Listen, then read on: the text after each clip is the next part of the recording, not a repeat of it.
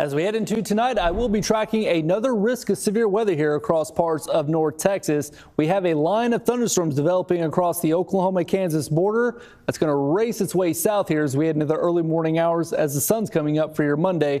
Currently on radar across North Texas, not a whole lot to track, but this map is going to light up like a Christmas tree here as the sun is coming up. Overall, these are the storms I am tracking right now. We have a complex of storms crossing across southern Kansas, about to push its way to northwestern parts of Oklahoma, and these storms will continue to ride their way down to the south. The timeline for I-20 in the Metroplex right around 6 a.m. That's going to be the latest timeline, so pick your town, pick your time of arrival. Since most of these storms first have to go through Oklahoma, with the exception of the Texas Panhandle, most of the towns you see here will be in Oklahoma. You can see right there, but overall, the main risk I am tracking here for tonight will be for some strong, possibly damaging winds. We will see winds gusting 40, 50, even up to 60 miles an hour. So we could see some power outage potential here as we head into tonight. Large hail, not really in the forecast. We could see some hail, but most of the hail, if we do see any, will be mostly small. That's the good news. I will also bump up that risk right there for flash flooding. We could see some localized heavy rainfall, which could lead to some flooding. So I'll keep that elevated.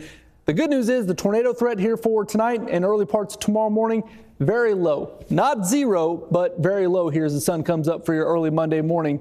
So what are we talking about as far as the storm zone? The main storm zone will be along and just to the east of the I-20 corridor, including the Metroplex right here. So let's go and break this down with our future track radar. Heading into tonight, you can see right around 3 to 4 a.m. That is when the storms are going to cross the Red River. After that, the storms are going to race their way to the south. Stopping the clock here at 6 a.m. By 6 a.m., the storms are going to be moving their way into both Tarrant and Dallas counties. You can see that right there. And then crossing I-20 by 7 a.m. So by sunrise, we're going to see these storms rocking and rolling here across the Metroplex. But the highest potential for severe weather is actually going to be off to the east in our eastern counties. That's what I'm mainly going to be tracking here as the sun comes up for your early Monday morning.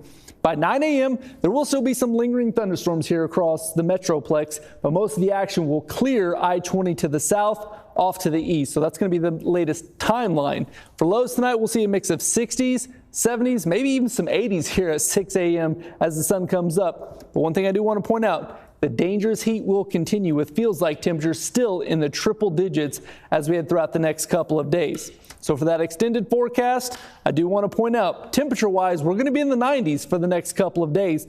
But because of the humidity, I am still tracking, especially with the storms I'm tracking tonight, at about 5 to 10 degrees to each one of these temperatures. That is what it's going to feel like here as we head into next weekend.